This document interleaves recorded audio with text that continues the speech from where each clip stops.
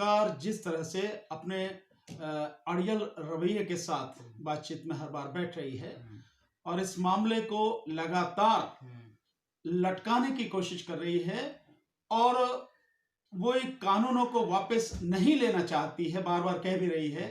यहां तक कि सुप्रीम कोर्ट में भी जब मामला चल रहा था तो उस समय भी उसने ये कहा कि भाई अगर मानक कोई भी आदेश आप पारित करते हैं तो उससे ऐसा नहीं लगना चाहिए कि किसानों की जीत हो गई। दूसरा, उन्होंने ये भी कहा कि भाई आप जो कमेटी बना रहे हैं तो किसानों को ये कहिए कि उस कमेटी में आने से पहले इस बात की शर्त वो ना रखें कि भाई जो है कानून वापस लेंगे तभी बात होगी, कानून वापसी की कोई बात ना करें।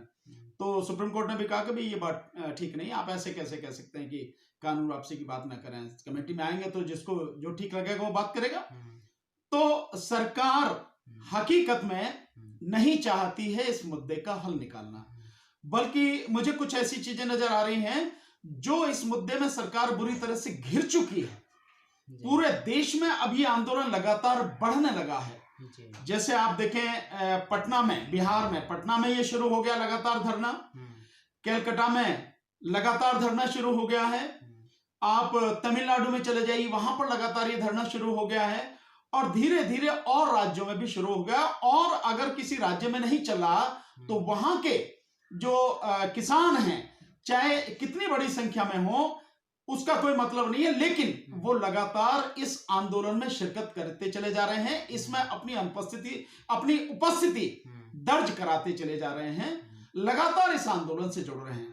तो इन सारी चीजों को देखते हुए सरकार का रवैया बिल्कुल भी ठीक नहीं है और इसीलिए क्योंकि सरकार का अड़ियल रवैया है इसका कोई नतीजा निकलेगा नहीं आज की बातचीत का। जैसे कि आपने कहा कि आज जो बातचीत हो रही इसका कुछ हल नहीं निकलेगा, लेकिन पिछली बार भी 8 दौर की जो बातचीत हुई थी उसमें भी कुछ हल नहीं निकला था। अगर हल ही नहीं निकलना है तो किसानों को बार बार क्यों बुलाया जाता है, किसान वहां पे पहुंचते हैं? नहीं, देखिए किसान जो है सम्मान करते हैं सरकार का और अपने देश की व्यवस्था का। कोई किसानों के लिए ये ना कहे कि भाई आपको बुलाया आप जाते क्यों नहीं है। हालांकि यदि मेरा अगर व्यक्तिगत आप मशवरा पूछेंगे, मैं इसमें किसानों की बात नहीं, वो तो पूरी तरह सम्मान करके लगातार बातचीत में भाग ले रहे हैं। मेरी व्यक्तिगत राय ये है कि अब इसके बाद में किसी भी किसान संगठन, हमारे जो साथी हैं, किसी को भी आगे कोई भी डेट अगर निश्चित होती है उस वार्ता में शामिल नहीं होना चाहिए। मैं इसका एक उदाहरण बताता हूं। जब उनका रवैया बिल्कुल अड़ियल है और हमें मालूम है पहले से ही कि क्या होने वाला है, क्या परिणाम निकलने वाले हैं, तो उसमें शिरकत करने का कोई मतलब नहीं है। सरकार कहती है कानून वापस नहीं लेंगे और हमारी सबसे बड़ी मांग जो है, हमारा जो स्टैंड है वो बिल्कुल क्लियर है कि तीनों कानून वापस लेने के अलावा और एमएसपी को कानून बनाने के अलावा, कानूनी दर्जा देने के अलावा दूसरी कोई और बात हमें मंजूर नहीं है। तो एक छोर पे वो है, एक छोर पे हमें, तो नतीजा निकलना ही नहीं है। सरकार को वापस लेना पड़ेगा तभी कोई बात है और अभी ऐसी कोई चीज है नहीं और उसके लिए मीटिंग की जरूरत नहीं है, सरकार वैसे ही ले सकती है। इसके विषय में मैं एक उदाहरण आपको देना चाहूंगा, इससे समझता हूं। तो जो हमारे किसान संयुक्त संघर्ष समिति के जो हमारे जितने भी जो साथी हैं, मैं एक ही बात उनसे कहना चाहूंगा, सबसे कहना चाहूंगा, जिस समय शहीद आजम भगत सिंह जी को जब वो जेल में थे और उनके ऊपर मुकदमा चल रहा था, तो कुछ समय चलने के बाद, मुकदमा चलने के बाद कुछ समय तक तो वो आते रहे मुकदमे में, लेकिन उसके बाद उन्होंने अदालत में जाने से मना कर दिया।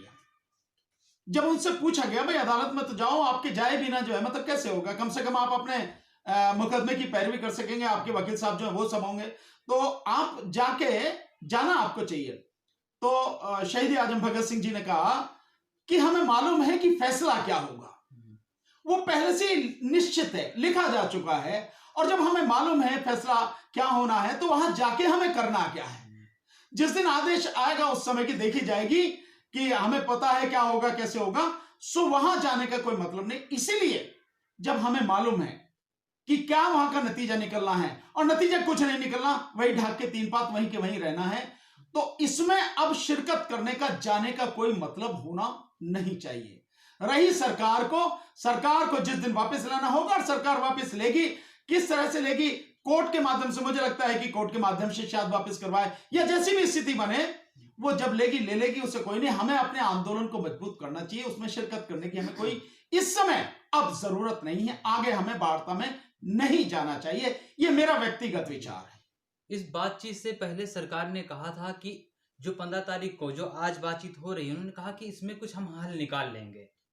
सरकार अगर हल निकालना चाहे तो 15 तारीख में क्यों निकालती है? सरकार तो 1 मिनट में निकाल सकती है इसका हल। लेकिन आप देख रहे हैं कि जिस तरह से कोर्ट को भी प्रभाव में लाके, और सरकार कोर्ट के माध्यम से भी जो कमेटी भी बन रही है, जो समिति बन रही है, उस समिति में भी उन 4 लोगों को रखा गया है जो सरकार के इन तीनों बिलों का समर्थन कर रहे हैं। कितने ही मंचों पर उन्होंने समर्थन किया है, मीडिया में समर्थन किया है, प्रिंट मीडिया में, इलेक्ट्रॉनिक मीडिया में, वो लगातार लिखते और बोलते रहे हैं। तो उन लोगों को, जो सरकार के ही लोग हैं, जो सरकार के पक्षधर हैं, सरकार के बिलों का पुरजोर समर्थन करते हैं, जिन्हें मैं समझता हूं कृषि की ABCD मालूम नहीं है, जिन्हें किसानों के दुखों का कोई एहसास नहीं है, उनकी कमेटी बनाने का मतलब क्या है? और मैं दावे के साथ कह सकता हूं कि ये नाम, जो 4 नाम कमेटी में गए, सुप्रीम कोर्ट ने जो कमेटी बनाई, ये भी सरकार ने ही दिए होंगे, अन्यथा कोर्ट को क्या मालूम है कि कौन कहां कैसे है सारी स्थिति। तो सरकार की नीयत नहीं है इन बिलों को वापस लेने की अभी तक। आगे निश्चित रूप से होगी, मैं जानता हूं जरूर होगी, और सरकार झुकेगी भी नहीं, तो सरकार की हालत बहुत बुरी होगी, इसका अंदाजा सरकार को नहीं है। सर इसलिए सर अभी आपने कहा कि जो सुप्रीम कोर्ट ने समिति बनाई, 4 सदस्यीय समिति, ये वो 4 सदस्यीय समिति में से एक ने इस्तीफा दे दिया है, जी। भूपेंद्र सिंह मान ने। इसे आप कैसे? कि मान साहब ने, जो भूपेंद्र सिंह मान साहब ने जो इस्तीफा दिया है, जहां तक मुझे जानकारी हासिल हुई है, भूपेंद्र सिंह मान साहब पहले जो पंजाब में भारतीय किसान यूनियन करके थी, उसके एक बड़े नेता रहे, उसके अध्यक्ष वगैरह रहे। बाद में उन्होंने जो है उसको छोड़ दिया, और वो राजनीति की जो है लालच उनके मन में आ गया, तो उनको जो है वहां से जब वो अलग हो गए, तो लोगों ने उनसे बात करना तक भी, अपने साथ बिठाना भी, वहां की जो किसान थे, किसान यूनियन थी, उन्होंने भी उनको बंद कर दिया। और अब जो स्थिति हुई है, जैसे उनको बनाया है, तो उनको निकाल दिया गया। जो किसान यूनियन थी उससे उन्हें निकाल दिया गया। उसके बाद उन्होंने जो है अपना नाम वापस लिया। चाहे परिस्थिति जैसी भी रही हो, लेकिन मैं ये जरूर कह सकता हूं कि ये एक सुप्रीम कोर्ट का घोर अपमान है। सुप्रीम कोर्ट की जो नीति है, उस नीति पर, जिस पर वो चल रही है, जिसके तल चलते उसने कमेटी बनाई है, मैं समझता हूं ये एक जबरदस्त झटका उनको लगा है, और उनको समझ में आ जाना चाहिए कि आप जो कर रहे हैं वही सब कुछ सही नहीं है। और वो क्यों सही नहीं है? क्योंकि आप उनकी कमेटी बना रहे हो जो लोग पहले से ही किसानों के, जो ये किसान बिल बनाए गए हैं, इनका समर्थन कर रहे हैं और किसानों का खुला विरोध कर रहे हैं। उनकी कमेटी बनाने का कोई मतलब नहीं है। वैसे भी सुप्रीम कोर्ट को कमेटी बनाने के बजाय जो उसका काम है वो उसे करना था। और सुप्रीम कोर्ट का काम क्या है? ये जो कानून है, इन कानूनों की संवैधानिक वैधता क्या है, कॉन्स्टिट्यूशनल वैलिडिटी इनकी क्या है, क्या ये कानून जो बनाए गए हैं संविधान के अनुसार बनाए गए हैं, संविधान की धज्जियां उड़ाकर तो नहीं बनाए गए हैं, क्या केंद्र सरकार ने जो ये कानून बनाए हैं उन्हें ये कानून बनाने का अधिकार है, या केंद्र सरकार ने राज्यों की जो अधिकार हैं उसका अतिक्रमण करके जबरदस्ती उन्हें छीन के ये कानून बनाए हैं, और क्या ये कानून वाकई में देश के हित में है या नहीं, ये चीज कोर्ट को देखना था। इसके अलावा किसी चीज को देखने की मतलब नहीं था। ये जो कमेटी बनाना और जिस तरह से सरकार चाह रही है उसी तरह से सारी चीजें करना, ये कहीं ना कहीं इस बात को सिद्ध करता है कि सुप्रीम कोर्ट आज की तारीख में, जैसा लोगों ने पहले ही उनकी धारणा बन चुकी है और अनुभव पर आधारित है, वो सिद्ध हो गया है कि सुप्रीम कोर्ट भी सरकार के साथ में खड़ी है, सरकार के लिए काम कर रही है, और सरकार के एक इंस्ट्रूमेंट की तरह काम कर रही है, उसके एक यंत्र की तरह काम कर रही है। और सबसे बड़ी बात इसमें एक और जो चीज है जिससे ये बात पुख्ता होती है, उसको भी देखने की जरूरत है कि सुप्रीम कोर्ट ने कमेटी बनाते हुए ये कहा है कि ये कमेटी हम अपने लिए बना रहे हैं, ताकि ये कमेटी हमें बताए। तो कमेटी बनाते समय जब आपको बताए, तो क्या आप केवल एक पक्षीय बात सुनना चाहते हैं, एक पक्षीय बात जानना चाहते हैं? ये चारों लोग तो एक ही पक्ष के हैं, सरकार के पक्ष के हैं, सरकार के ही लोग हैं ये।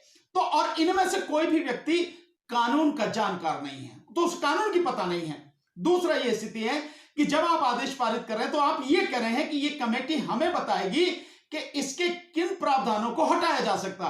इसका मतलब यह है, हटाए जाने की बात करें तो आप केवल संशोधन की बात कर रहे हैं। इस कानून, वाकई में यह कानून संविधान के तहत बनाया गया है, संवैधानिक प्रक्रियाओं का, संवैधानिक मर्यादाओं का ध्यान रखते हुए बनाया गया है, नहीं बनाया गया, इसकी संवैधानिक वैधता है नहीं है, इस पर कोर्ट का कोई ध्यान नहीं है। तो फिर यह माना जाएगा क्या सुप्रीम कोर्ट भी सरकार के साथ मिलकर राजनीति कर रही है? क्या ऐसा है क्या? तो ये जो स्थिति है देश के सामने बड़ी गंभीर स्थिति है। और एक और चीज, जो सुप्रीम कोर्ट ने इस कमेटी की रिपोर्ट ये 2 महीने में देगी, तो 2 महीने का समय आपने रखा है। अब एक तरफ आपने कमेटी बना के 2 महीने का समय रखा है, दूसरी तरफ आप ये कह रहे हो कि जबरदस्ती कर रहे हो कि कमेटी के सामने जाना पड़ेगा। हम क्यों जाएंगे जब हम पार्टी ही नहीं